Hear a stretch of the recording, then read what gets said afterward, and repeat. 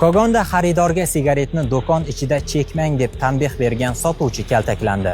Voqea 9-fevral kuni Buxoro viloyati Kogon shahrida sodir bo'lgan. Tungi soat 23:30larda do'konga Shirakayev ahvolda kirib kelib, sigaret xarid qilib, uni o'sha yerda tutatgan 49 yoshli fuqaroga 20 yoshli sotuvchi sigaretni ko'chaga chiqib cheking deb tanbeh beradi. Farzandi qatori sotuvchidan tanbeh eshitganiga chiday olmagan mast xaridor uni haqoratlay boshlaydi. Yigitcha ham kurakda turmaydigan haqoratlarga javob qaytaradi albatta. Shunda xaridor unga tashlanib qoladi va savdo peshtaxtalaridagi mahsulotlarni qulatadi. Sotuvchi tashvish tugmasini bosib, ichki ishlar xodimlarini chaqiradi. Sudda huquqbuzar mast holda bo'lganini tan olib, yetkazilgan zararlarni qoplagani va jabrlanuvchidan uzr so'raganini aytib, yengillik so'ragan. Sud ushbu holatni o'rganib chiqib, huquqbuzarni bazaviy hisoblash miqdorining 4 baravari darajasida jarimaga tortgan. Biroq mast holda sodir etilgan huquqbuzarliklar uchun ma'muriy jarimaga chegirma qo'llanmaydi. Shunday bo'lsa ham sud unga 50% va